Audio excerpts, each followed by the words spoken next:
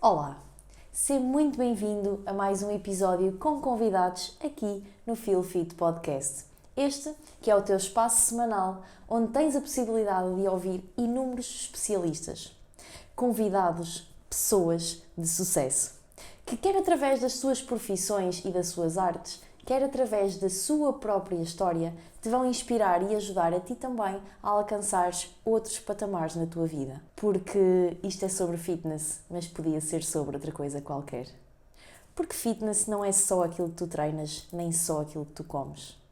É tudo aquilo que tu vês, que tu sentes, que tu ouves, que tu falas. É verdadeiramente um estado de espírito.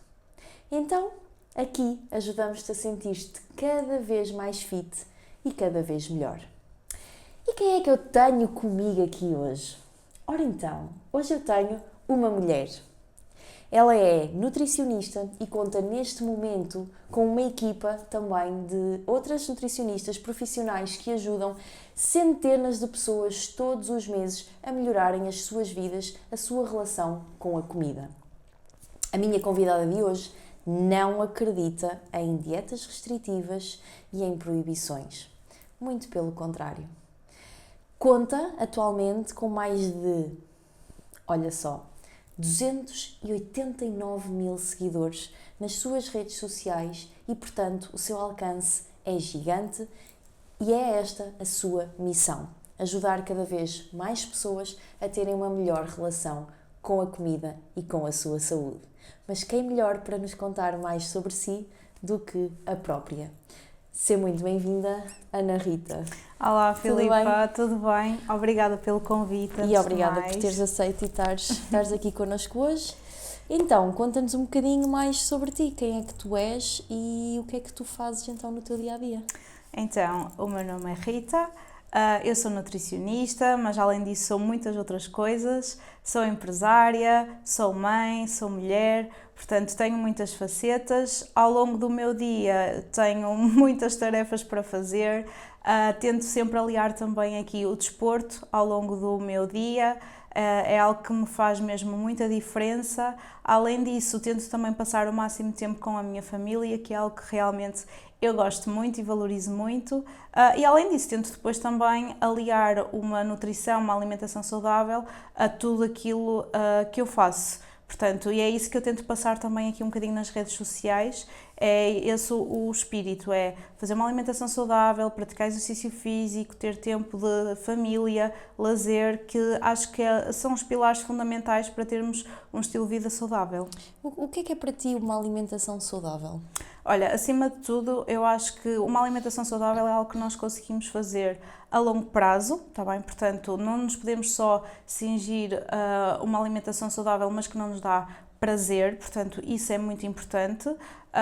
E depois é importante nós também sentirmos-nos bem com a alimentação que fazemos, sabermos que esse tipo de alimentação nos dá força, vitalidade, que nos dá energia e, acima de tudo, que nos dá saúde também. Quais é que tu consideras que são, assim, tipo, as maiores dificuldades da maioria das pessoas? Olha, uma das grandes dificuldades e uma das grandes dores do meu público passa aqui pelo planeamento da sua alimentação. Muitas vezes aquilo que eu vejo é que as pessoas até sabem aquilo que devem comer, sabem que devem comer aqui as carnes brancas, o peixe, o ovo, as leguminosas, os hidratos de carbono, os vegetais, só que depois não sabem conjugar, não sabem quais as quantidades que devem incluir no seu dia-a-dia e, portanto, aquilo que eu tento fazer é facilitar um bocadinho essa gestão ao longo do dia. Ok, boa. E que estratégias é que normalmente costumas aplicar mais? Olha, aquilo que eu tento fazer para facilitar, e é algo que nós, enquanto equipa de nutrição, trabalhamos muito, é tentar ajustar planos alimentares, ajustar receitas, tentar ao máximo adaptar as listas de compras à família, àquilo que as pessoas também gostam e dependendo também do sítio onde estão, ou seja, nós temos clientes não só aqui em Portugal, nós temos clientes noutros países, como a Suíça, a França, Reino Unido, entre outros, e aquilo que nós tentamos fazer é sempre ajudar os nossos pacientes a planear a refeição, as refeições, de acordo com aquilo que têm localmente também.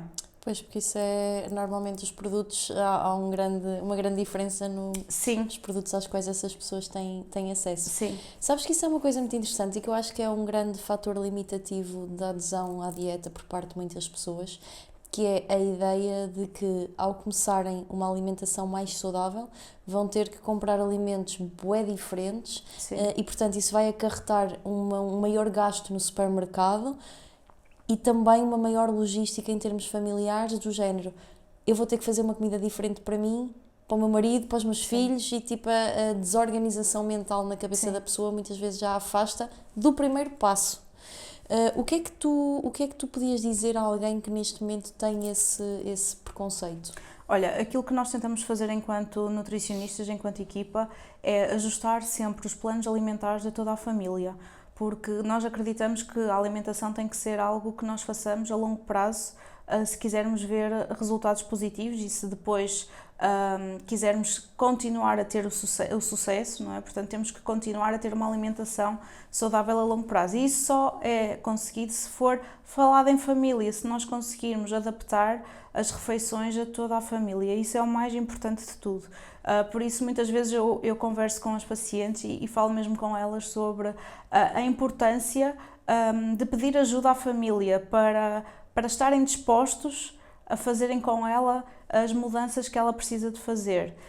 E aquilo que acontece muitas vezes quando as pessoas quando aceitam esta mudança é que depois chegam às consultas seguintes e dizem que ficaram surpreendidas porque as crianças adoraram aquele tipo de refeição, porque começaram a comer vegetais e antes não comiam. Portanto, as pessoas muitas vezes têm medo de fazer essa mudança, mas depois quando fazem percebem que afinal não havia razões para ter medo, que é fácil de conseguir adaptar todo o plano alimentar à família, mas obviamente que isso tem que ser conversado logo numa fase inicial. Mas e quando isso não acontece? Porque também temos que ser realistas, não é? Há casos em que efetivamente, principalmente aqui a parte dos adultos, os maridos, Sim. não são muito receptivos a grandes mudanças. Como é que tu ages nesta situação? Olha, primeiro, lá está, a conversa é super importante, falar com o nosso companheiro, o que for, sobre a importância que é para nós fazermos esta mudança na alimentação e a importância que vai ter na nossa vida e o impacto que terá não só na vida dessa pessoa, mas também na vida do casal. Imaginemos que a pessoa não aceita, não é? A pessoa que está connosco não aceita. Nesse caso, o meu conselho é sempre fazer refeições simples, mas que consigam conjugar. Portanto, imaginemos uma pessoa que até tem alguma restrição noturna de hidratos de carbono, por exemplo. Dá perfeitamente para adaptar. Imaginemos que tem que fazer para o marido ou para os filhos aqui a questão do arroz, ou da massa, ou da batata. E ela até quer evitar porque já colocou no prato do almoço e quer evitar aqui ao jantar porque é aquilo que está estipulado.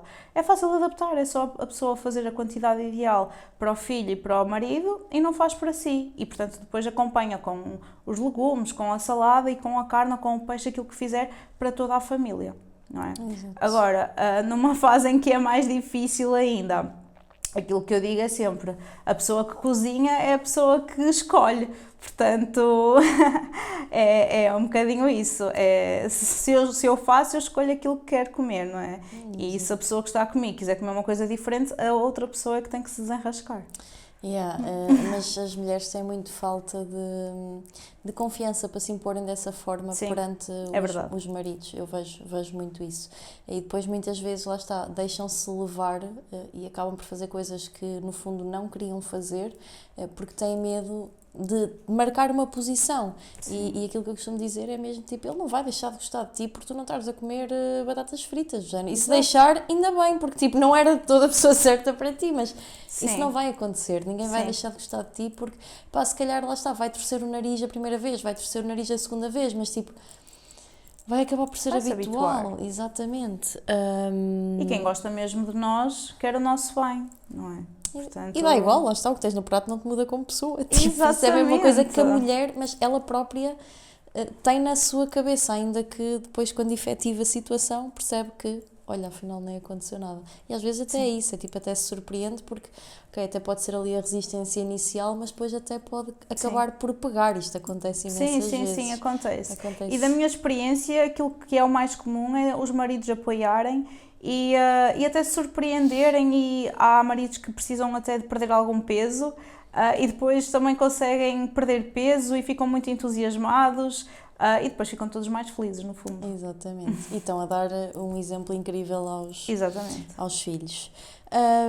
Muito bem. A parte do exercício físico, como é que tu, ou tens algum conselho para as pessoas neste sentido, ou as tuas consultas não abordam de todo? Ou seja, a pergunta primária é: o tipo de pessoas que te procura a ti e à tua equipa são pessoas que habitualmente fazem exercício físico ou não? Não, normalmente são pessoas mais sedentárias, pessoas até mais velhas, portanto, no máximo o que as pessoas fazem acaba por ser ali algumas caminhadas, pouco mais. Portanto, aquilo que eu aconselho é sempre a prática de exercício físico, obviamente. Se puderem ser acompanhadas por um profissional do exercício físico, melhor ainda. Se não conseguirem, pelo menos tentarem mexer o corpo, nem que seja 30 minutos 3 vezes por semana, é o ideal para quem não consegue fazer mais, ou tentar pelo menos deixar o carro mais longe do trabalho, ir a pé, ou em vez de subir pelo elevador, subir sempre pelas escadas. Portanto, eu tento que as pessoas sejam mais ativas no seu dia-a-dia. Comece sempre por aí. Sim, porque nós temos o hábito de falar muito da parte estética, e a parte estética obviamente é importante, mas também para garantirmos aqui, lá está, algum fator da saúde cardiovascular e cardiometabólica, resistência à insulina, a diminuição do risco de doenças cardiovasculares, etc. E acho que tentarmos ao máximo, tipo, não estar ali a pressionar a pessoa todos os dias, tipo, vai treinar, já treinaste, não sei o quê. Sim. Mas acho que ir sensibilizando para estas questões também é sempre importante. Sim, e algo que eu acho que funciona muito bem é falarmos aqui um bocadinho do desporto na gestão do stress, não é? As pessoas ficam muito menos ansiosas, e eu acho que as pessoas veem esse resultado. Quando começam a praticar exercício físico, notam diminuição dos níveis de stress, e isso também motiva-as a continuar a praticar exercício físico. Além disso, enquanto estão a fazer desporto, acabam por não estar a pensar em comida. E, portanto, sim, uma coisa está muito ligada à outra, tipo, até as pessoas que treinam, pronto, as pessoas que chegam até mim são sempre pessoas ativas, obviamente, mas o que eu vejo muito é, a pessoa treina e automaticamente é de género, eu já fui treinar, agora já não vou estragar. Então, tipo, ela segura-se melhor na parte alimentar em termos de escolhas, de qualidade muitas vezes, porque treinou. Assim que ela deixa de treinar, já entra ali num loop de também já não cuida tanto da alimentação, que é errado, porque devia ser ao contrário, de género, se não treino vou ter ainda mais cuidado com a alimentação, não é? Sim. Mas as pessoas acabam por associar muito uma coisa à outra, e ao fazer uma, automaticamente a outra acaba por melhorar quase que inconscientemente. Sim, e acontece muito, sem dúvida. Lá está, a gestão do stress ajuda muito. Quando as pessoas fazem desporto, não estão tão estressadas, não pensam tanto em comida, estão mais motivadas, estão mais felizes, e isso é um fator muito importante aqui no sucesso de um plano alimentar também. Quais são assim aqueles mitos que tu ainda vês muito enraizados em consulta? Tu e a tua equipa. Quando eu falo de ti, falo a tua equipa também. Que vocês mais detectam? Os mitos que eu mais deteto. Então, aqui a parte dos hidratos de carbono é algo que acontece diariamente. As pessoas pensam que para emagrecer têm que retirar aqui os hidratos de carbono, e não é verdade. As pessoas precisam de comer de acordo com as suas necessidades e fazer escolhas alimentares mais saudáveis. Mas, olha, também existe sempre aquele mito da cenoura, que a cenoura cozida engorda. Isso ainda acontece imenso. Explica-me esse. É que onde há fumo há fogo, mas esse aí não há fumo, nem fogo, nem coisa nenhuma. Eu não percebo como é que se vem. Nenhum. E O valor calórico também. é igual. A abóbora é uma coisa que também me perguntam muito. Sim, e também dizem que não se pode juntar a abóbora e a cenoura, porque, pronto, fica super calórica a sopa se tiver essas duas coisas. E é mentira, não é verdade. Não é verdade. O valor calórico de uma abóbora crua, de uma abóbora cozida, é exatamente igual. E a abóbora tem pouquíssimas calorias, eu não entendo muito mesmo. Poucas, sim, e é super versátil, dá para cozinhar de imensas formas, e mesmo pessoas que estão, por exemplo, a fazer restrição de alguma forma de hidratos de carbono ou a diminuir para aquilo que estão habituadas a consumir, a utilização da abóbora é uma forma super eficaz das pessoas não sentirem aqui a falta, por exemplo, da batata, porque dá para fazer, para cozinhar de uma forma muito semelhante. Yeah. Não é? E o chuchu também. Sabes que há Sim, pessoas a serem enganadas, a achar que estão a comer batata e estão a comer chuchu. Sim, verdade. Que engana mesmo bem. Sim. É como o exemplo do caldo verde com courgette, em vez da batata. Também engana super bem. Ok. Foi neste momento estava a imaginar tipo courgette lascada, em vez da couve, como tipo se fosse batata, não, Ok, que vou fazer a base. Fica super cremoso e não dá para perceber que não é batata. Há imensas substituições. Olha, eu vou-te dizer uma que às vezes choca algumas pessoas. Eu não me lembro da última vez. Eu não uso azeite para confeccionar nada. Eu não preciso de azeite. Não precisas, pois Tipo, mas e como é que fazes o arroz? Então eu cozo o arroz. Sim, em Mas e o água. refogado? Experimenta fazer, fica igual. Sim, o importante é nós sabermos temperar, utilizar as ervas Exatamente. aromáticas. Tipo, as pessoas estão bem habituadas à comida da avó e da mãe, não sei o quê, mas quando efetivamente experimentamos, não se sente mesmo diferença nenhuma. Tipo, e retiras bué de calorias. Tipo, o azeite é muito calórico. O azeite no refogado do arroz, depois é um bocadinho na salada, depois é mais um bocadinho nos bifes, depois vais a ver, tens ali um monte de calorias que não as vês, não é? Não as sentes. E podes retirá-las bué de facilmente. Sim, e aquilo que acontece é que as pessoas normalmente não contabilizam essas calorias, não é? Exatamente. E quando eu falo muitas vezes de que o recomendado é utilizarmos cerca de uma colher de sopa para fazer uma refeição, as pessoas metem, lá está, uma colher de sopa de azeite para fazer o arroz, uma colher de sopa de azeite para fazer a carne, uma colher de sopa de azeite para temperar a salada, se comerem sopa também utilizam azeite, e vamos a ver, e já estão aqui 4 colheres de sopa, não é? E é importante nós sabermos dosear e quantificar, porque aquilo que acontece muitas vezes, e acontece em pessoas que já estão num processo de emagrecimento há muito tempo e têm aqui algum tipo de paragem, de perda de peso, é que nós temos que ir a estes pormenores e muitas vezes pormenores como a quantidade de azeite fazem toda a diferença. E ao fim e ao cabo estão a ser por maiores. E depois a pessoa tipo, mas eu estou a cumprir o plano. Mas é de género, depois vai haver e é tipo, isso é um exercício que por acaso nós também, a nossa equipa, nós fazemos muito com essas pessoas que, Ana Rita, é assim, a nutricionista faz o plano, ela sabe que aquilo vai ter que dar certo se a pessoa cumprir, não tem como. Não há seres humanos que violem a lei da termodinâmica. E a pessoa anda ali 1 mês, 2 meses, e ela jura a pé juntos que cumpre o plano todo. Ok, nós acreditamos em ti, nós não vamos acreditar que a pessoa está a mentir. Claro. Agora, vamos detectar onde é que inocentemente tu estás a falhar. E a pessoa começa a mandar, olha, vais mandar durante uma semana fotos de tudo aquilo que tu comeres. O que é que ela está a cumprir o plano? Ela está a cumprir o plano, mas ela ao pequeno almoço tem papas de aveia. Ninguém lhe disse para cozinhar com bebida vegetal. Mas ela cozinhou com bebida vegetal, já tem... mas é só um bocadinho de calorias. Ok. Pois. A meio da manhã tem, sei lá, uma sandes de qualquer coisa e ela mete mais um queijinho vaca que ri só para molhar ali um bocadinho o pão. Mas são só 30 calorias. Ok, 30 calorias ali. Ao almoço, vai essa questão do azeite que não estava a contabilizar. Ao lanche, faz um iogurtezinho, até fica bem aqui uma granolazinha, não sei o quê.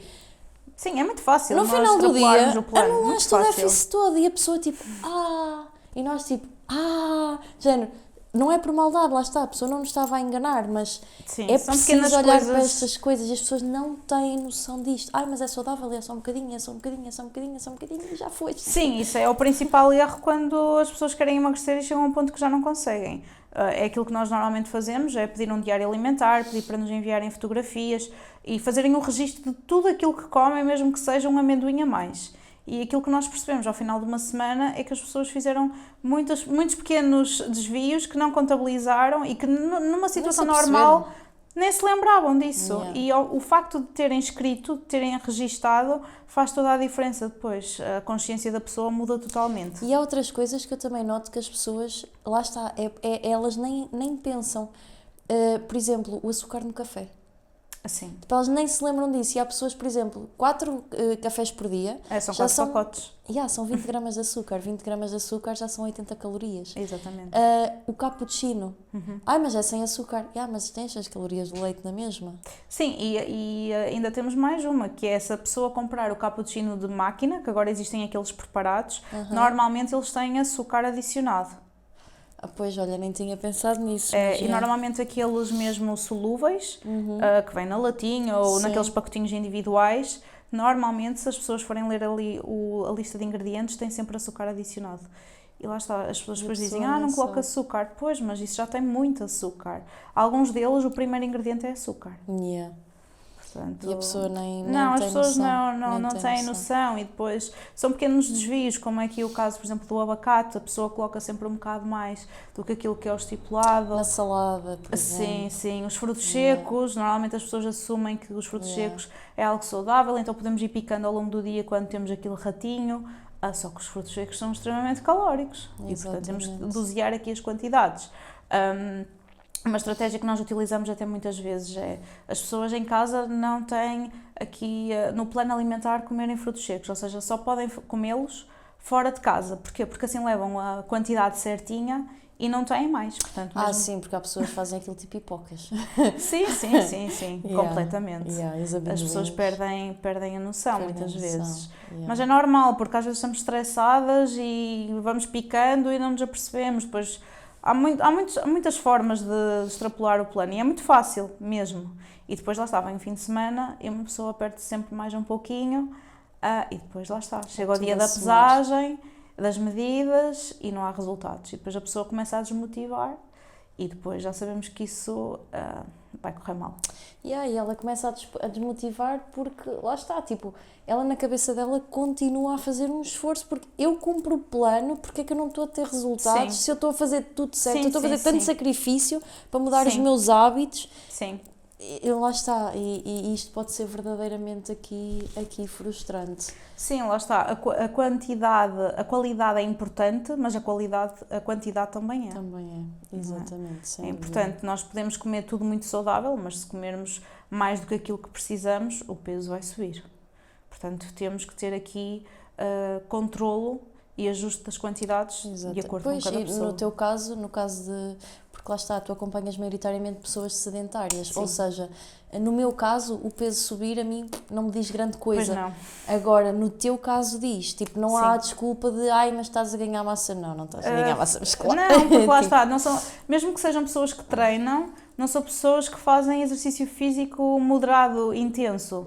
É um exercício mais leve, são, lá está, as caminhadas, ou algumas aulas de grupo, ou até podem fazer musculação, mas não passa ali de 2 vezes por semana, e não são treinos muito pesados, portanto, dificilmente são pessoas que já têm essa consciência das pessoas que chegam até ti. Temos públicos diferentes. Sim. Muito bom. Tu também trabalhas aqui muito a parte das receitas, precisamente, ou seja, de transformar os pratos mais típicos em mais saudáveis ou é inovar com coisas novas?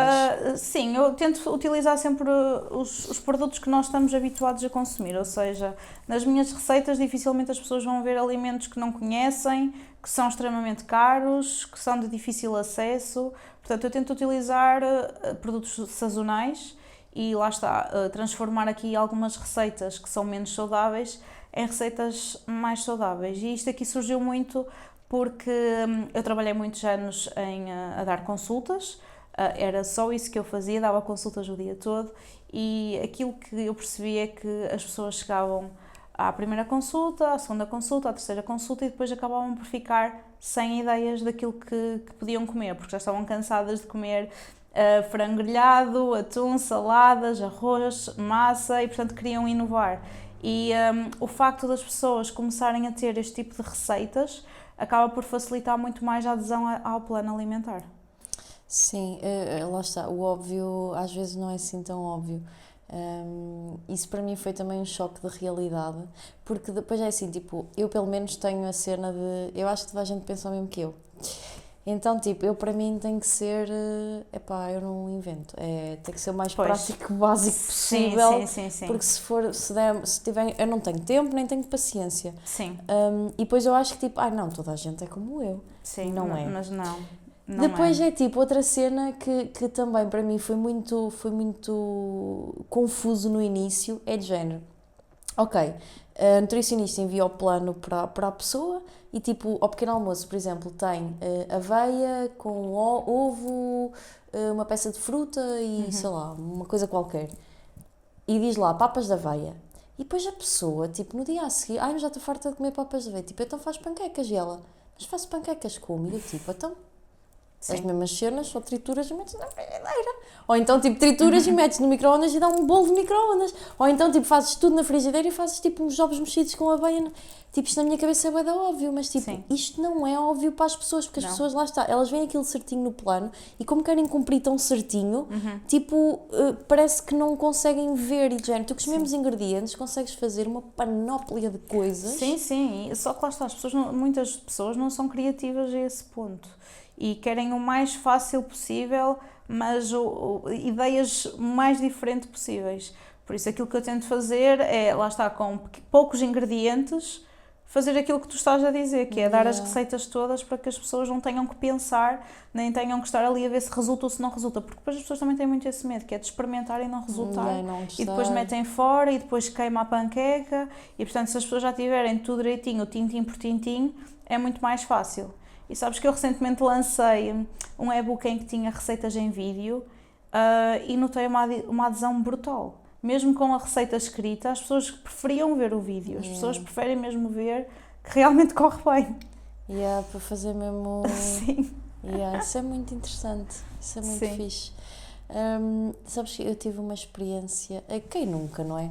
Espera aí, tu comes... Ou seja, tu preparas as receitas todas que fazes, testas todas. Sim, sou eu que as faço. Tudo que está no meu Instagram.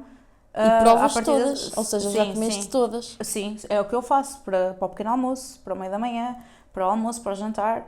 Portanto, sabes que eu quando me iniciei neste estilo de vida, eu também já fui essa pessoa. Portanto, eu também quando iniciei a minha vida fit, não é? Eu não conhecia metade eu não comia legumes, eu não comia peixe, eu não comia nada saudável. Então, tipo, eu queria inventar e queria... quando eu vi, tipo, pizza de base de couve-flor e, tipo, bolinhos de atum com grão de bico e batata doce e cenas assim, tipo, aquilo era espetacular.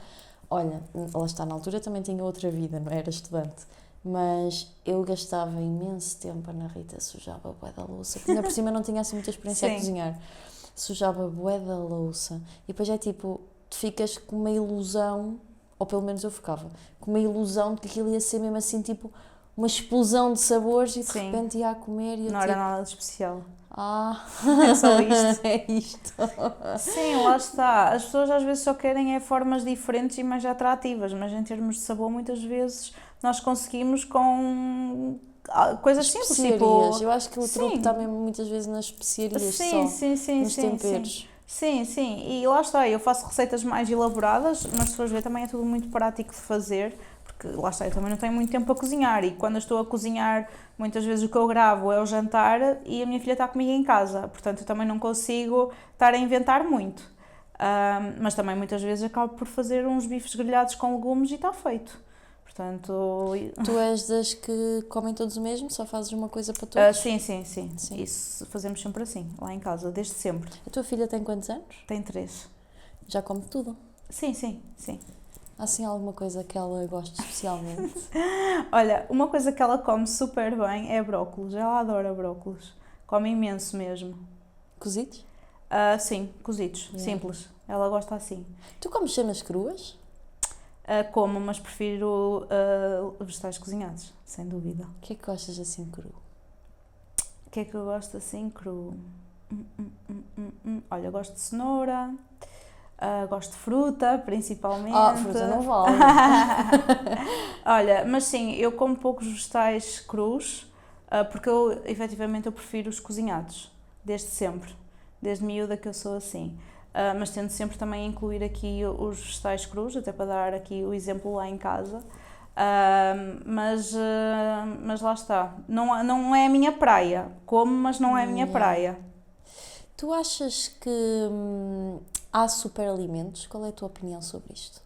Olha, os superalimentos para mim são sempre os alimentos mais naturais possíveis. Portanto, temos aqui o caso da fruta, dos vegetais, dos ovos, que são sempre dos primeiros alimentos que eu recomendo, não é? Quem não tem nenhum tipo de alergia e que não tem nenhum tipo de restrição, ou que não é vegan, por exemplo. E depois temos aqui também a questão dos hidratos de carbono, principalmente os integrais, que têm sempre um teor de fibra mais interessante. As sementes também é um ótimo complemento, a linhaça, a chia, as leguminosas, portanto, os alimentos o mais natural possível. Tudo aquilo que é embalado, tentamos sempre evitar ou reduzir ao máximo. Que agora, tipo, começam a surgir muitas linhas, opa, eu chamo-lhes um bocadinho extremistas, porque acho efetivamente que são, da dieta carnívora. Depois há os que só comem, tipo, os vegetarianos, mas tipo extremo, que só comem mesmo legumes e pouco há também mais. uma dieta que é só comer alimentos crus. Sim, eu estava-me a tentar lembrar dos nomes, porque eu agora recentemente estive a ver algumas coisas sobre isso, pá, e a maior parte apresenta argumentos. Não faz sentido. Enfim, não é? Que valem o que valem. Qual é a tua opinião sobre estas correntes que começam a surgir? Olha, aquilo que eu acho é que as pessoas tentam ao máximo às vezes serem diferentes e tentarem ir por uma linha para tentarem ver ali a luz ao fundo do túnel, e não é por aí. Nós temos que priorizar uma alimentação o mais natural possível. Uma dieta mediterrânica é sempre aquilo que nós recomendamos e é aquilo que a população portuguesa mais habituada está. E sem restrições, nós temos é que saber adequar ao nosso estilo de vida. Também há muito a política, por exemplo, dos iogurtes, de não poder ter nenhum tipo de adoçante. Obviamente que aquilo que nós defendemos é, ok, vamos tentar incluir sempre os iogurtes o mais natural possível, mas não há problema nenhum em utilizar um iogurte proteico com sabor. Os adoçantes estão cientificamente comprovados e testados de que não há problema se nós utilizarmos na dose certa. Portanto, as pessoas não podem ser extremistas, porque isto não vai levar a lado nenhum. E aquilo que acontece com essas pessoas extremistas e pessoas que seguem uma linha e só veem essa linha, e eu já vi isto acontecer com pessoas à minha volta, é que depois se fazem um desvio, vai tudo por água abaixo. E as pessoas já não conseguem voltar a esse caminho, mas depois também já não conseguem seguir outro. E, portanto, depois acaba por descambar a alimentação toda, e isso depois tem repercussões não só a nível de peso, mas também a nível de saúde. Mesmo pessoas, por exemplo, sem intolerância ao glúten e à lactose, sim, e que por opção deixam de comer glúten e lactose, e está tudo certo, desde que seja uma opção consciente e que saibas que não tinhas de o fazer, muitas vezes acabam por gastar muito mais dinheiro a estar no supermercado, e depois é muito isso. Eu experienciei um caso desses recente com uma pessoa que estava a ser acompanhada por nós, onde entretanto foi de férias à Itália, e aquilo foi o descalabro total em todos os sentidos, porque ela foi para lá, ora, foi exposta a muitos alimentos carregados de glúten, já não comia glúten há muito tempo, portanto o corpo já tinha desenvolvido alguma resistência àquele tipo de alimentos. Teve bem os primeiros 2-3 dias, aquilo começou a fazer efeito, passou o resto das 2 semanas aflita da barriga, super mal, sempre de diarreia, tipo, mesmo muito mal disposta. Quando voltou, não só não conseguiu voltar à rotina normal, tipo, teve ainda 1 mês e tal sem conseguir treinar, porque nem se sentia confortável, sentia super inchada. Entretanto, andou a fazer bué de exames, a perceber o que é que se podia passar. Teve assim um período complicado, e depois, quando efetivamente as coisas passaram, tivemos a analisar o que é que poderia ter acontecido, e efetivamente é isto, é de género. Mudaste tanto a tua alimentação por opção, porque tipo, nós na altura explicámos, e de género, ela tinha tudo no plano, tinha pão, tinha massa, tinha tudo, só que ela por opção, tipo, vou comprar sem glúten, vou comprar tudo certo. Que depois lá está, foi exposta a isto. Sim, e isto acontece muito até com a questão, por exemplo, dos laticínios. As pessoas neste momento deixam muito os laticínios porque acreditam que o leite faz mal, que é um veneno, o que for, e deixam durante algum tempo. deixam de produzir a lactase, não é? Que é uma enzima que vai degradar aqui a lactose, e depois, quando voltam a querer consumir esse tipo de produtos, simplesmente o corpo não aceita. Mesmo, e depois já não há volta a dar. Depois ou as pessoas tomam medicação para conseguir reverter a situação, mas têm que tomar diariamente, ou então depois têm que optar pelas alternativas vegetais. Yeah. Isso acontece muito, e lá está, era isso que tu estavas a dizer, esses produtos sem glúten e sem lactose também são mais caros e muitas vezes não são mais saudáveis. Eles têm muito mais açúcar, muito mais gordura, muito mais ingredientes na lista que têm nomes estranhos, que as pessoas desconhecem, que não sabem o que é, e portanto são alimentos que eu não aconselho. Mesmo pessoas intolerantes ou com alergia ao glúten conseguem fazer uma alimentação não muito mais cara e não precisam de ir para esse tipo de bolachas sem glúten, pão sem glúten, tudo sem glúten, que é muito mais caro e que faz mal à saúde também. Yeah. Há muita desinformação mesmo.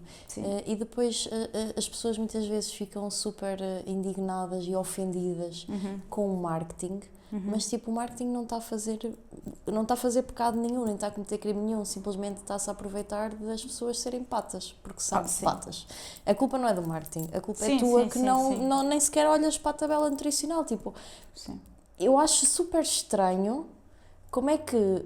Eu fazia isso quando era adolescente, mas depois de ser adulta e ganhar noção, eu não consigo comprar um alimento, pegar-lhe tipo sem olhar o que é que eu estou a comprar. Isso para mim não me cabe na cabeça. Muita gente que o faz. A maior parte das pessoas, porque vê as letras grandes... Olha, um exemplo, há inúmeros, mas os Baby Bells, eu já nem sei se ainda se vende isso. Mas houve uma altura, não sei se te lembras, para há 1 ano ou 2, que lançaram os Baby Bells que eram pretos. Os da proteína. Alta em proteína. Sim. Ora, metes um ao lado do outro. E a diferença é mínima. Um tinha 2,1, o outro tinha 2,2. Era uma e um diferença custava assim. tipo €1 e tal mais caro que o outro. Pois era. E as pessoas andavam todas contentes a comprar aqui. Agora o Lidl, ainda não tinha me mandar uma foto de um queijo do Lidl a dizer alto em proteína. E a pessoa mandou-me. Que é que achas? Já viste este queijo do Lidl alto em proteína? E eu tipo, olha, mas sabes que todo o queijo é alto em proteína. Ai não, mas este é alto em proteína porque diz alto em proteína. E tipo, ok, então mostra lá a tabela disso. Tipo, gente, vocês olhem para a tabela, é exatamente igual. Sim. Ai, o marketing só está a dizer o que é. O marketing não está a mentir. Pois não. Efetivamente é alto em proteína. Outra coisa, olha, e lá está, depois agora lembro-me de bué de coisas, porque todos os dias isto acontece. A desinformação é incrível. Barras de proteína, entre aspas, barras de proteína. Há umas barras de proteína, entre aspas, do Pingo Doce, que dizem barras de proteína. Quando tu vais olhar para a tabela nutricional, tu vês que, agora não sei os números de cor, mas imagina, tem 40 gramas de gordura e tem 10 gramas de proteína. Sim, mas o que interessa é a proteína, não é a gordura. A minha pergunta é, porquê que não está lá escrito? Se tivesse lá escrito barra de gordura, já não era sexy, tu já não ias comprar. Claro. Mas só porque a palavra proteína está lá, tu comes aquilo toda contente. Sim. Tipo, é pura ignorância. Sim, porque não agora o que está olhaste na para a moda é tabela. isso, é tudo que tem a proteína, é ótimo. Há uns tempos havia também aquela questão dos iogurtes que diziam iogurtes sem glúten. Cenas assim, portanto, também que à partida um iogurte não tem glúten, mas está lá escrito iogurte sem glúten. É o mesmo que estás a comprar um peito de frango que diz isento de glúten e lactose, olha, obrigada. Exato. Mas eles não estão a mentir, lá está a questão. Eles estão-se a aproveitar da ignorância das pessoas. E as pessoas não devem usar isso para se frustrar contra a indústria. Devem usar isso para se frustrar contra elas mesmas, que é tipo, não vais fazer de mim parvo, género. Certo, mas olha que uma das grandes lacunas que eu vejo é as pessoas não sabem ler os rótulos. E nós tentamos sempre, enquanto equipa, fazer aqui uma aula, um workshop com as pessoas para elas aprenderem a ler os rótulos, porque as pessoas efetivamente não sabem. Muitas vezes nem sabem onde procurar a quantidade de açúcar, não sabem o que são os lípidos, muitas vezes também acontece. As pessoas muitas vezes não têm esse tipo de literacia. Portanto, acho que há muito trabalho aqui a fazer e essa parte dos rótulos é fundamental para as pessoas saberem o que é que estão a comprar. Como é que tu achas que isso se podia combater? Olha, eu não me recordo se na escola nós aprendemos esse tipo de coisas.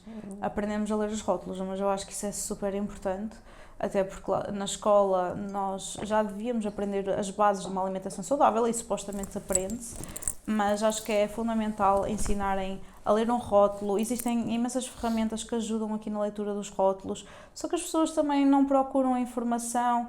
Por exemplo, mesmo no centro de saúde, consulta com o médico de família, era importante falarem sobre isso, nem que seja através de um folheto, um panfleto que podem distribuir gratuitamente no centro de saúde, pelo menos as pessoas levarem algum tipo de informação, porque depois também, assim, se a pessoa não leu, é porque a pessoa também não se interessou, mas pelo menos a informação foi dada.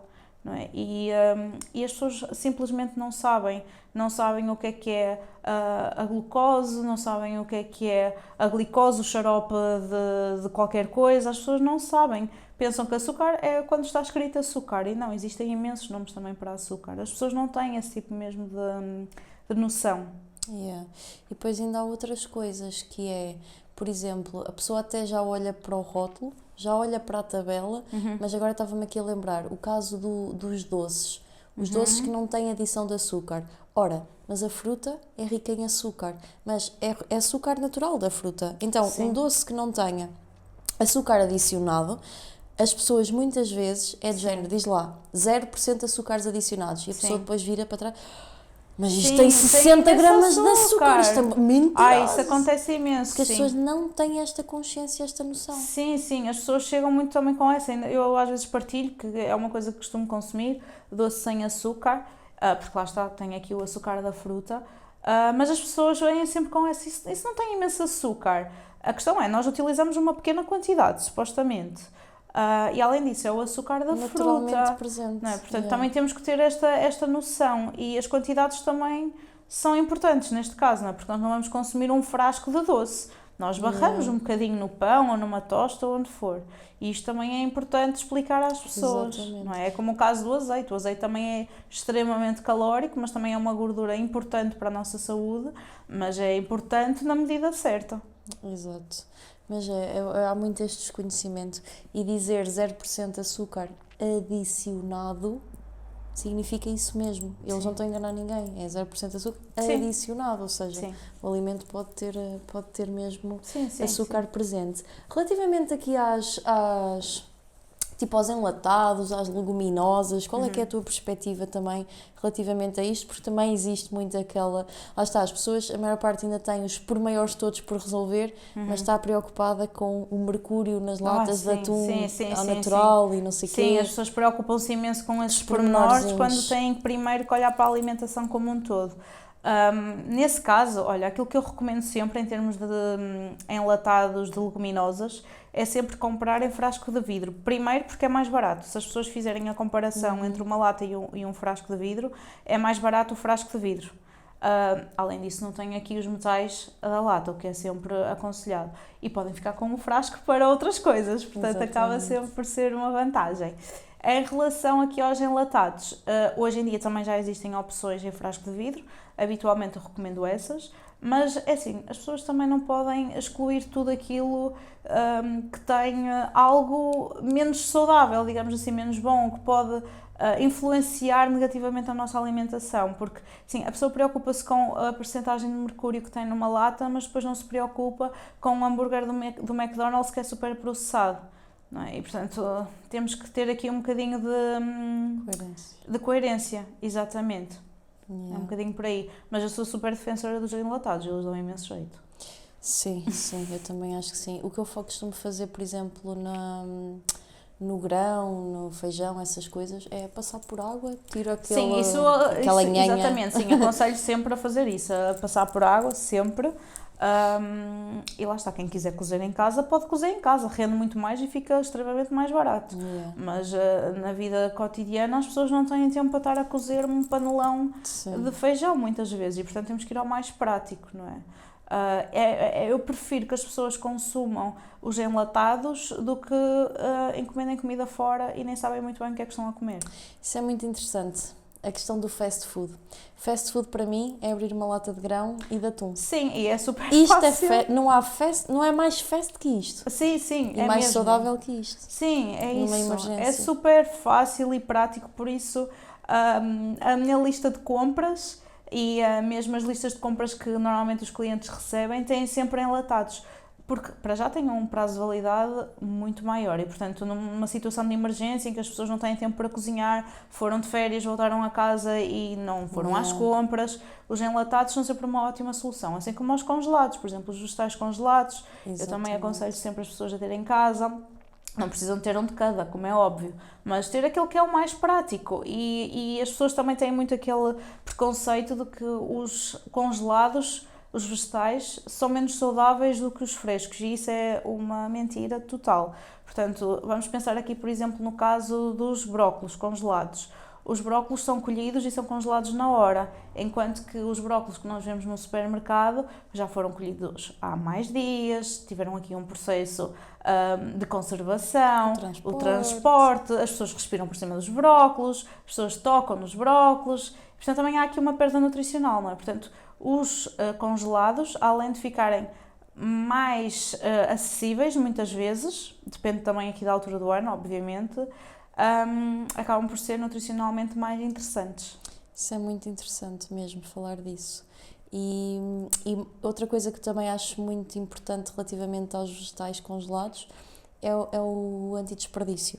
Porque a pessoa muitas vezes compra montes de legumes e mesmo fruta que depois acaba por não consumir e vai muita coisa para o lixo. Sim, isso acontece muito e pessoas que ou vivem sozinhas ou que fazem várias refeições fora e que não conseguem planear assim as coisas tão bem, eu aconselho sempre a comprar esse tipo de vegetais congelados, porque o desperdício é muito menor, porque há muita gente que chega ao final da semana e tem um brócolis que já está amarelo, tem uma courgette que já está mole, tem uma cenoura que já está murcha, e depois isso acaba por ir para o lixo, não é? Enquanto que se for congelado, mesmo que fique um pouco mais caro na altura, lá está, dependendo da altura do ano que se compra, acaba por não ficar mais caro porque não há desperdício. É, por exemplo, outro exemplo, aqui o caso, por exemplo, do caule do brócolo. Muitas vezes vai para fora, não é? Nós tiramos ali os floretes e muitas pessoas acabam por desperdiçar aquela parte do tronco. E no caso dos congelados isso dificilmente acontece porque já vem só os floretes. Exatamente. Portanto, isso é uma coisa que me mete um bocado de confusão no supermercado e eu confesso que sou aquela pessoa que a couve-flor, por exemplo, que metade da couve-flor é folhas. Eu fico lá a arrancar as folhas.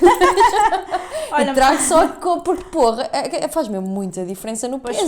Pois faz, mas olha, hoje em dia já existem supermercados que já têm esse cuidado, não sei se já reparaste, por exemplo, eu acho que por exemplo, sei lá, o Mercadona, que muitas vezes já tira essas folhas, por exemplo, no Lidl, os brócolos, apesar de virem embalados naquele plástico, não têm aquelas folhas e aqueles ramos todos. E às vezes tem um caule gigantesco. Sim. E é tipo, fogo, mas eu não vou comer aquele caule gigantesco e vou pagar para aí 400 gramas de caule.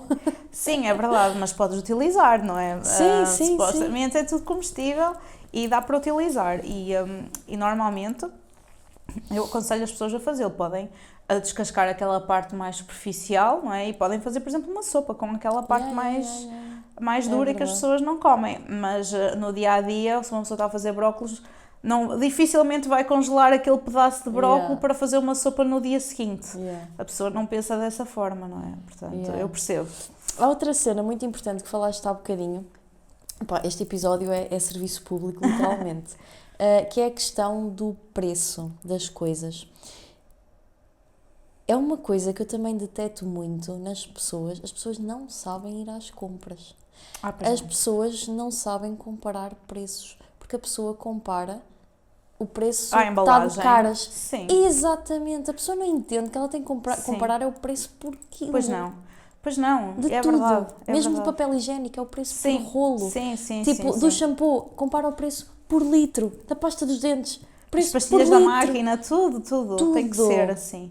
Sim, as pessoas não fazem isso e eu faço alguns posts também nesse sentido, que é como poupar no supermercado, e essa é a forma mais fácil de poupar, é as pessoas compararem sempre o preço por quilo, porque muitas vezes até percebem que aquela marca que pensavam que era mais barata acabou por não ser assim tão mais barata. Muitas vezes as marcas, a sério, entre aspas, Imagina, por exemplo, agora estou-me a lembrar do queijo fresco que é magro, que é uma coisa que eu costumo comprar todas as semanas, e eu faço compras habitualmente no Pingo Doce, e está ao lado da, sei lá, nem sei a marca, Matinal ou que raio, sei. e os do Pingo Doce. E os do Pingo Doce têm 4 queijinhos, os da Matinal têm 3.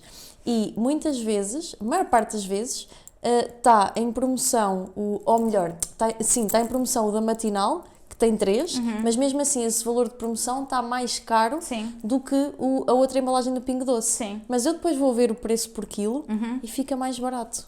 Sim, acontece. Olha, um exemplo que também me aconteceu muitas vezes é, por exemplo, comprar aquelas embalagens de queijo. Por exemplo, no Continente existem aquelas embalagens maiores, que têm mais queijo, basicamente, e aquelas mais pequeninas. Yeah.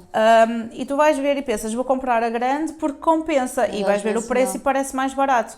Mas eu já cheguei a comprar 2 mais pequenas e tem mais queijo e fica mais barato do que comprar a maior. Yeah. As pessoas precisam é de perder algum tempo, como é óbvio, a fazer essa comparação dos preços. Sim, eu acho que há muita desinformação aí também. Sim. E mesmo aqui a questão, por exemplo, das pessoas, muitas pessoas chegam com a conversa de que a alimentação saudável é mais cara. E isso não é verdade. É mais cara se as pessoas incluírem alimentos, lá está, produtos sem glúten, pães especiais XPTO, iogurtes XPTO, que não é preciso. Um iogurte natural é super barato. A fruta é barata, não é preciso ser a fruta desidratada, nem fruta em pacotinhos, não precisa ser nada disso. As pessoas podem ir para o mais simples. No caso dos cereais, exatamente a mesma questão. As pessoas pensam que, ok, eu não posso comer, sei lá, Chocapic, Nesquik, o que for, mas posso comprar antes uma granola. E a granola, para já, é super calórica. Mesmo que seja com alimentos mais naturais, normalmente é sempre frutos secos, e isso dispara logo aqui o valor calórico, e além disso é muito mais cara. E não é preciso, não é? É só substituirmos, por exemplo, por cornflakes ou flocos de aveia e está feito. Muito bom. E também relativamente à carne e ao peixe, Sim. Também é outra coisa que me costumam dizer muito, que é: mas o peixe é bué da caro. Ok, o peixe é um bocado mais caro, é um facto, mas a maior parte das pessoas também não sabe ir comprar peixe. Pois não. Porque vão, por exemplo, salmão, vão à arca congeladora e vão comprar aquele salmão que lá está, aquelas 2 postas congeladas que tem nos supermercados. Sim. Tu vais ver, lá está, vais ver o preço por quilo, é tipo 40 e tal euros o preço por quilo. Sim. Tipo, isso é bué da caro. Agora, se tu fores à peixaria, muitas vezes, o que é que eu faço?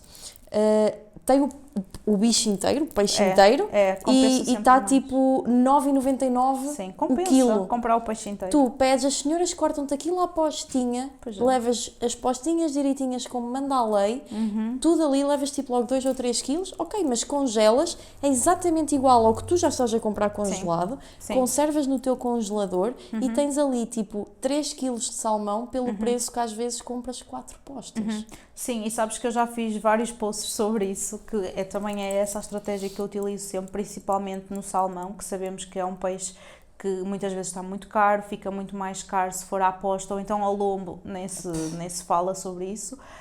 E é isso, eu faço sempre isso, que é, eu vou à peixaria, o salmão está a 9, se for inteiro está a 15, se for à posta, eu compro sempre o peixe inteiro, a senhora corta, arranja o peixe todo conforme eu peço.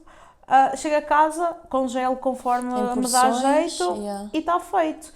E eu muitas vezes partilho isso e as pessoas ficam super surpreendidas e nem acreditam que dá, e muitas vezes perguntam: mas como é que a senhora cortou às postas? Elas acham que o hipermercado ou onde for que comprem não faz esse serviço, e faz. É só pedir, e muitas vezes não é preciso pedir, a senhora pergunta: quer que corte, como? Sim. Olha, e passo a publicidade, nós não ganhamos nada por isto, mas é mesmo informação para as pessoas. Ainda hoje fui ao Pingo Doce e comprei 3 kg de peito de frango por 8 euros. Como é que eu faço isto? Ora, eu faço compras uma vez por semana. Eu vou às compras normalmente à sexta. Faço as compras da semana. Para mal dos meus pecados, não dá para gastar menos de 50 euros, porque não dá, não existe. Portanto, eu vou sempre comprar 50 euros, e o Pingo Doce tem imensas vezes aquelas campanhas de entre sexta e domingo, compras 50 euros e ganhas 10 euros para gastar de segunda à quinta. O que é que eu fiz? Ainda aconteceu, lá está, esta semana. Na sexta-feira passada fui fazer as minhas compras normais da semana, gastei 60 e não sei quantos euros, ou seja, acumulei esses 10 euros. Hoje é quinta-feira, no dia em que estamos a gravar este episódio. Fui ao Pingo Doce, comprei 3 kg de peito de frango, estava a 5,99 o quilo. Ora, cheguei à caixa, descontei esses 10 euros e paguei 8 euros e qualquer coisa. Amanhã é sexta-feira, vou fazer as minhas compras normais, mas já tenho ali, tipo, peito de frango para, sei lá, para um mês, para 3 semanas, por exemplo.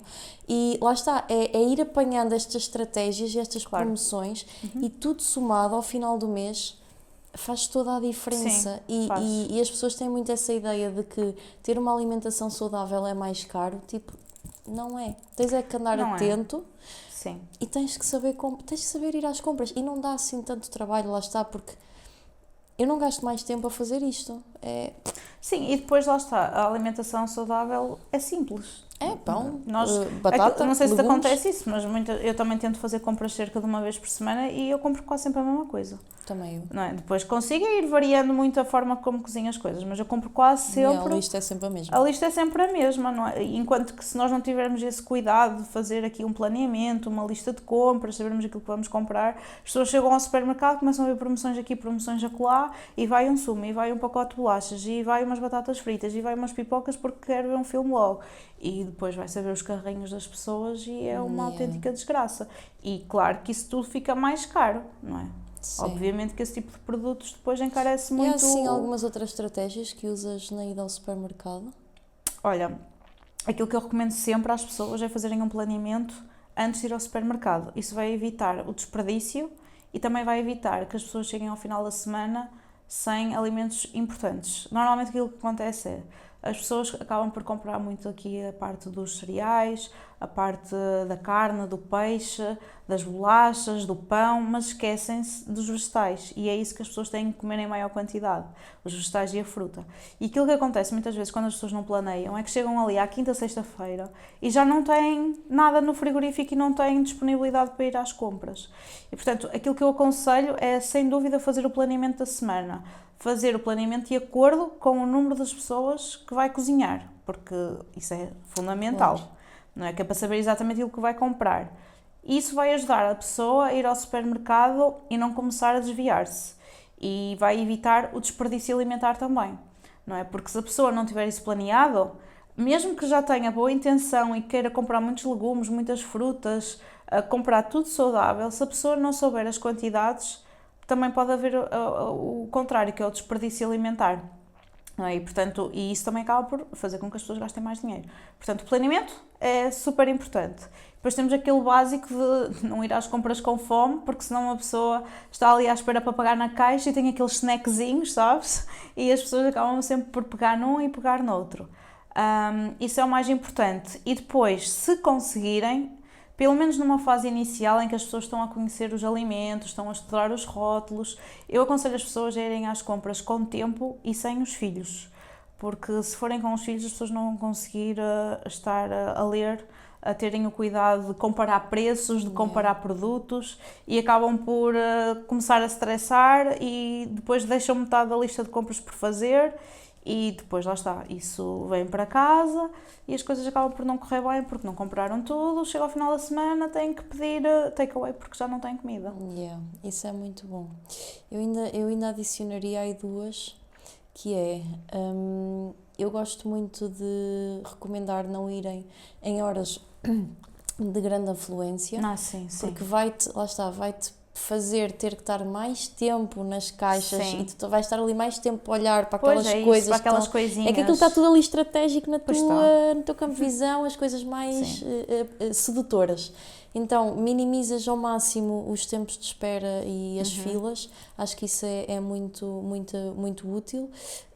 E também, tanto quanto possível, ir sempre ao mesmo supermercado. Porque o facto de tu já saberes estás a ver a volta que tens que dar, porque eu quando vou a algum supermercado diferente demoras muito mais e depois é de género, passas em não conheço este produto e lá está, dás por ti a pegar em muitas coisas que não tinhas que comprar, mas tipo, isto é bem interessante, acontece muito. Até é interessante para eu experimentar, e levas ali um monte de coisas, é interessante para eu experimentar e no fim chegas a casa e pensas Sim. Para que é que eu comprei isto tudo? Tipo, havia mesmo necessidade. Pois, é isso. E muitas vezes as pessoas depois deixam aquilo perdido no frigorífico ou perdido no armário, passa a data e as pessoas depois acabam por pôr fora. Também acontece muito. As pessoas compram e depois acabam por não saber como utilizar e acabam por desperdiçar. Sim, eu acho que isto é muito útil.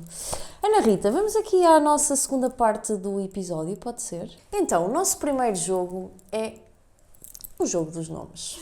Okay. Ora, vais tirar 4 papéis. Tens aqui vários papéis com vários nomes. Deixa-me misturar isto melhor.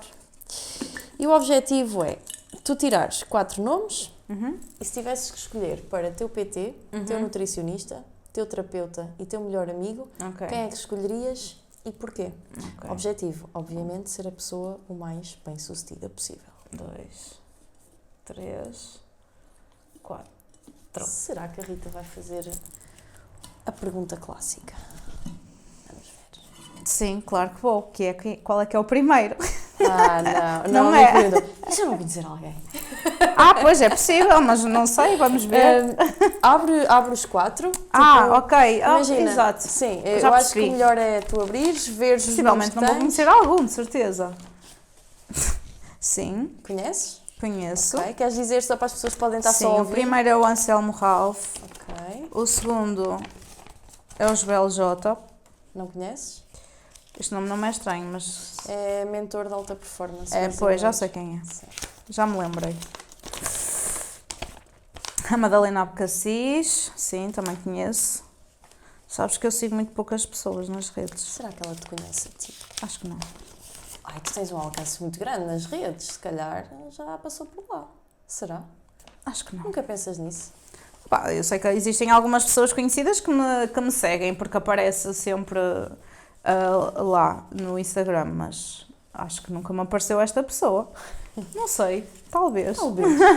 Mas acho que nenhum destes me segue, não. Então vá, então, bora lá. Ok, primeiro é... PT, nutricionista, terapeuta, melhor amigo. Ok. Olha, melhor amiga é fácil, eu acho que escolhi a Madalena Abcacis porque ela é super divertida e quando uma pessoa está em baixo precisa de uma pessoa assim na nossa vida Sem dúvida. para subir o nosso astral. Depois temos o terapeuta, temos o nutricionista e temos o... PT. PT, ok. Fernando Mendes acho que não serve muito para nutricionista, não é? Porque... Apesar que ele perdeu imenso peso, não é? Mas acho que não é a cena dele. Talvez, ora bem, nutricionista, PT e terapeuta. Olha, eu escolhi o Fernando Mendes como terapeuta porque lá está, eu acho que é uma pessoa super positiva e que tem assim um bom astral, portanto eu acho que seria uma pessoa fixe para quando eu estivesse deprimida. E depois temos o nutricionista e o PT. Olha, não sei, porque lá está, não sigo nenhuma destas pessoas. O Anselmo Ralph, não faço ideia se ele seria um bom nutricionista ou um bom PT. Não sei se ele faz desporto sequer. Também não sei. Vou dizer que, pronto, o Anselmo Ralph poderia ser o PT, talvez, porque as músicas dele são muito mexidas e tal, e portanto ele deve saber dar um pezinho de dança e tal, portanto acho que estava bem entregue. E o Joel J como nutricionista, porque como tu tinhas dito, era um mentor de alta performance. Exatamente. E portanto acho que seria aqui uma boa pessoa para mudar aqui o mindset. Já foi atleta de natação também. Pronto, portanto, então acho que há de ter algumas bases Acho boas. que seriam estas as minhas escolhas. Acho que sim, acho que serias uma pessoa de bastante sucesso. Pronto, ainda vai. Bem, e o nosso segundo jogo de hoje é um bocadinho diferente e é o jogo do facto. Ok. Eu confesso que fiquei chocada com este facto hoje. Eu não sei se tu sabias disto, Ana Rita, mas vou-te primeiro explicar o jogo. Então, eu vou trazer um facto curioso e o objetivo é, primeiro de tudo, segurar o queixo, porque ele vai ser mesmo curioso, e depois não olharmos, não propriamente para o facto em si, mas tentarmos extrair daqui alguma segunda linha de pensamento. Tentarmos extrair um insight, uma lição de vida, aqui algum raciocínio que possa ser útil para a vida e que possa ser útil para a nossa audiência também. Normalmente eu escolho um facto que tenha a ver com o convidado, portanto neste caso terá a ver com comida. Preparada? Sim. lá em casa, preparados, em casa, no carro, no ginásio, não sei onde é que vocês estão a ouvir isto, mas pasmem só. Sabias que o bacalhau é uma forma de preparo e não uma espécie de peixe? Não existe bacalhau. O bacalhau não é um peixe. É possível. O nome da espécie é diferente. Se me perguntares qual é, eu não faço ideia. Eu fiquei parva com isto. Mas- Primeiro eu achei que isto era mentira. Tipo, não, como assim? O bacalhau não é um peixe. É estranho, porque realmente mesmo a tradução em inglês, não é? Que é codfish. Codfish, sim, eu trouxe aqui a Nós explicação. traduzimos para bacalhau. Vou explicar. Então, isto é verídico, isto é mesmo verdade. O bacalhau não é uma espécie de peixe. O bacalhau costuma ser bastante popular em algumas épocas do ano, mas na verdade esse nome não é dado a uma espécie concreta de peixe, mas à forma de preparo de secar e salgar vários tipos de peixes antes da comercialização. Tais espécies são, eu não sei se sei dizer isto em condições, mas gados morhua, que é o conhecido bacalhau da Noruega, gados macrocefalos, que é semelhante ao primeiro, mas é o bacalhau do Pacífico, e o gados ogak. Assim como depois mais outras 3 espécies que se chamam saite, não sei se é assim que se diz, zarbo e ling. Estas últimas 3 espécies são pescados secos e não podem ser considerados bacalhaus, pois não pertencem a essa família. Estes 3 peixes apresentam características visuais que os diferenciam muito, quer seja na cor, nas nadadeiras, barbatanas, no formato do corpo, na textura e no sabor.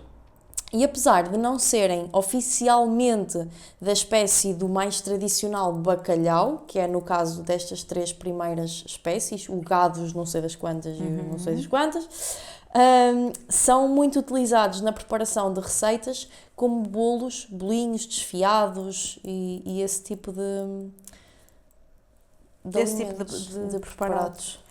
Olha, não fazia ideia. Nem eu, fiquei chocada.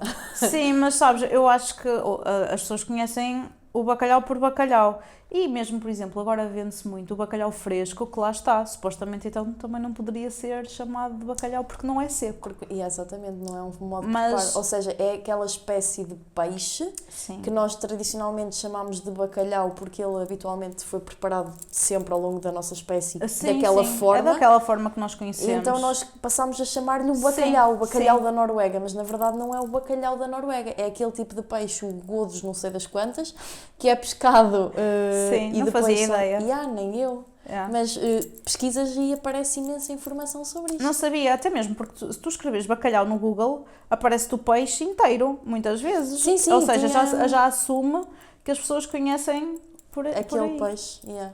Mas sabes, eu associei um bocadinho isto àquela questão de, por exemplo, das marcas, a questão da Gillette. Ah, sim, Tipo, sim. Gillette sim. é uma marca, não é um objeto, o objeto Pois é a lâmina. Sim, sim, Estás a ver? sim. Só que entranhou-se tanto que tu chamas Sim. Gillette a tudo. Sim, sim, sim. E eu veio muito para esta área, tipo, acho que o bacalhau aconteceu um bocadinho este fenómeno. O Tupperware, por exemplo, chama-se Sim. Tupperware ao recipiente, Ah, mas sim, aquilo é um pois é. recipiente, o Tupperware é uma marca. Sim, sim, sim, mas tudo em casa é Tupperware, não é? E Gillette? Sim, É sim. Tupperwares e Gillettes. Sim, exatamente, e giletes, é isso. Yeah. E rímel, não é? Essa questão também das pessoas, em vez de dizer máscara Rímel. de pestanas, É uma muitas marca, vezes Rímel? dizem rímel. Rímel é uma marca. Ai, não, essa eu não sabia. Sim, É sério? sim. Rímel é a marca. Máscara de pestanas é que é o produto. Ai, nessa eu não sabia mesmo. É verdade. Que cena! Sim. É aquele tipo de produtos que está tão enraizado que Yeah. já são conhecidos pelo nome. Bem, Acontece muito. vamos então aqui à segunda linha de pensamento. O que é que podemos extrair daqui? O que é que tu dirias? Desta questão do Do bacalhau. Olha, não sei, eu fiquei surpreendida, mas não é estranho que, por exemplo, neste momento, mesmo o bacalhau fresco, que supostamente então não deveria ser chamado bacalhau, não me é estranho que seja conhecido dessa forma, porque lá está, a população portuguesa utiliza imenso o bacalhau e se a espécie é a mesma, será a mesma? Não, é a mesma. A espécie é a mesma, mesmo que seja fresco ou que seja seco. A espécie é a mesma. Sim, a espécie é a mesma. No fundo, lá está. Imagina, o peixe é o... Vamos imaginar. Sim, o peixe sim. é o godos, não é? O Sim, godos não sei o quê. A forma de confeccionar é que... A forma de... Sim, nem é de Tanto a confeccionar, cena é a forma de armazenar. ou Sim, de- sim, lá. exatamente. Sim, é diferente, mas eu, não me choca isso de utilizarem esse nome, mesmo não sendo esse o preparo que deveria ter o nome. As pessoas conhecem dessa forma e é dessa forma Yeah. que deve ficar, e principalmente em Portugal, não é? Porque toda a gente sabe o que é bacalhau, toda a gente consome bacalhau, ou mesmo quem não consome, toda a gente já esteve alguma vez numa Aliás, casa onde se comeu bacalhau. os mais antigos dizem que bacalhau não é peixe. Pois não. Há avós que dizem, eu não gosto de peixe, mas você come bacalhau. Bacalhau não é peixe. Sim. Bacalhau não é Sim, e peixe. comem imenso. Eu vejo os meus avós, aquilo por eles é todos os dias bacalhau com batata, arroz de bacalhau, bolinhos de bacalhau, Yeah. portanto Ai, fazem... Ana, sabes outra coisa super curiosa? Agora o do bacalhau não é peixe. Há muita gente a achar que cogumelos é alguma espécie de carne. Não te acontece? As pessoas não sabem que cogumelos é não, legumes. aquilo que acontece é que as pessoas acham que o cogumelo tem imensa proteína e as Eu pessoas acho que pode ter a ver substituem... com os legumes, com os bifinhos com cogumelos. Será? Não sei, mas acontece muito. Yeah. As pessoas acham que os cogumelos são super ricos em proteína e que por isso não precisam de comer nem carne, nem peixe, nem ovo, nem substitutos, porque comem cogumelos. Yeah. E o teor proteico dos cogumelos, aquilo é muito, muito baixinho. Portanto, isso não é uma fonte proteica de todo. Mas sim, acaba por ser considerado aqui quase que um equivalente aos vegetais, sim. Sim, é um legume, no fundo, aquilo que cresce Sim. da terra. Sim. Olha, assim, segunda linha de pensamento que eu extraio deste facto do bacalhau. Eu acho que muito no sentido daquilo que viemos aqui a falar, que é a questão de... O poder que nós damos às palavras e o significado que nós atribuímos a determinadas coisas tem um poder incrível sobre o impacto que essas coisas vai ter em nós, no sentido em que, lá está, o exemplo que eu estava a dar há bocadinho da barra de proteína. Mesmo que a barra de proteína tenha estratosfericamente mais hidratos e mais gordura do que proteína, enquanto tu não souberes, enquanto tu associar proteína e associas a bué saudável e nem olhas para a tabela nutricional, tu ficas tipo super tranquila a comer aquilo. A partir do momento em que é o choque de realidade, com caraças, parece que aquilo afinal já é agora um pecado e já sempre comeste aquilo tranquilamente. A única coisa que mudou foi o conceito da palavra na tua cabeça. Sim.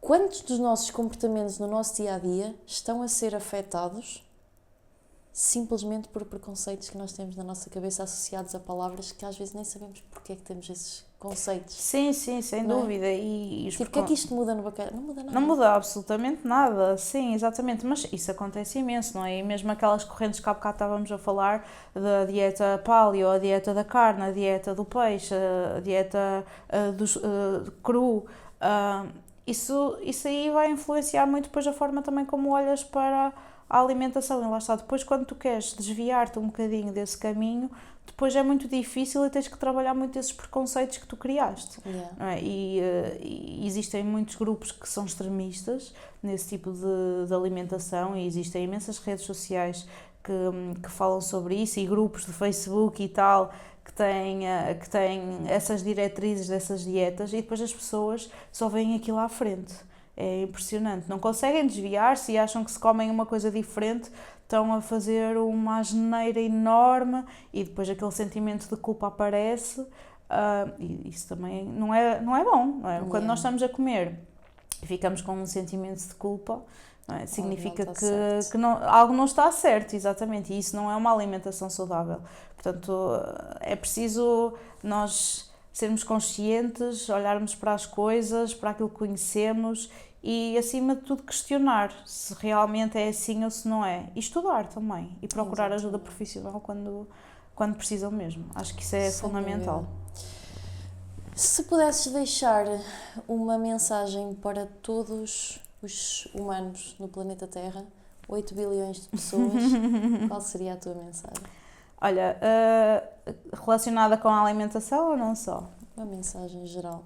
Olha, não sei, eu acho que aquilo que eu costumo dizer é que é importante as pessoas primeiro olharem para elas e gostarem delas próprias antes de se preocuparem com as pessoas que estão à volta delas. Porque se nós não estivermos bem connosco próprios, nunca estaremos bem para cuidar dos outros. Portanto, a pessoa mais importante da nossa vida temos que ser sempre nós. E eu acho que isso é fundamental para as pessoas ganharem consciência e fazerem mudanças primeiro por elas e só depois pelos outros. Muito bom. Subscrevo a 1000%. Ana Rita, se as pessoas te quiserem encontrar, conhecer um bocadinho melhor o teu trabalho, quem sabe conhecer também a tua equipa, marcar uma consulta, comprar os teus e-books, qual é a melhor forma de te encontrarem? Conta-nos tudo. Olha, a forma mais fácil de me encontrarem é através do Instagram e a partir daí conseguem aceder a marcar consultas, comprar e-books, falar comigo, aceder a projetos. E é a forma mais fácil. O meu Instagram também é fácil de encontrar, é nutri.anarritacampos. E pronto, é isso, é a forma mais fácil, apesar de eu ter outras redes, essa é a minha rede principal. Muito bom. Tu já sabes então que também, obviamente, vais encontrar aqui na descrição deste vídeo o link das redes sociais da Ana Rita, onde podes então explorar um bocadinho mais tudo aquilo que nós falamos aqui hoje. Tem muita informação, muito valor naquele Instagram. Todos os dias a Ana Rita partilha imenso conteúdo, coisas super práticas que te vão ajudar também a ti no teu dia-a-dia, desde lanches práticos para quem tem muito pouco tempo e passa muito tempo no trânsito, por exemplo, a estas questões também que falámos muito sobre compras no supermercado, como poupar dinheiro e no fundo também sobre aqui uma forma mais saudável de encarar a alimentação. Posto isto, ora, já sabes aquilo que tens que fazer a seguir, portanto, tarefa número 1, ir ao Instagram da Ana Rita, tarefa número 2, mandar-lhe mensagem, dizer que vieste do Feel Fit Podcast e que gostaste muito do episódio, porque eu tenho a certeza que sim, dizer-lhe também qual foi o maior insight que retiraste daqui, qual foi o maior valor que retiraste para o teu dia-a-dia, porque também é sempre muito enriquecedor, é muita gratidão para nós sabermos que aquilo que estamos aqui a fazer realmente faz sentido para ti que estás aí desse lado, porque efetivamente de outra forma não funcionaria, não faria sentido nós estarmos aqui. E os convidados despendem do tempo deles, fazem viagens, muita logística para estarem aqui a partilhar todo o seu conhecimento contigo. Portanto, acho que a maior retribuição que podes realmente dar é dar um comentário, dar também um gosto, subscreveres o nosso canal, dares uma partilha e já sabes que também apelar muito aqui à partilha, porque este conteúdo é gratuito, este conteúdo é acessível a toda a gente e este conteúdo pode verdadeiramente mudar vidas. Então, se em alguma parte deste episódio, alguma frase que nós dissemos, alguma palavra te fez lembrar alguém, pega no link, não hesites, envia para essa pessoa. Pode não mudar nada, mas pode mudar tudo. E às vezes a coisa certa, dita no momento certo, pode verdadeiramente transformar vidas. E tu já sabes, pessoas mais saudáveis são pessoas mais felizes, são pessoas mais produtivas, são pessoas mais longevas, são pessoas com mais qualidade de vida. E que não se metem na vida de ninguém. Então bora lá contribuir para que todo mundo seja cada vez mais saudável, para que todos possamos também cada vez ser mais felizes. Quanto a nós, espero que tenhas gostado então. Conto contigo no próximo episódio. Obrigada pela tua audiência. Até lá.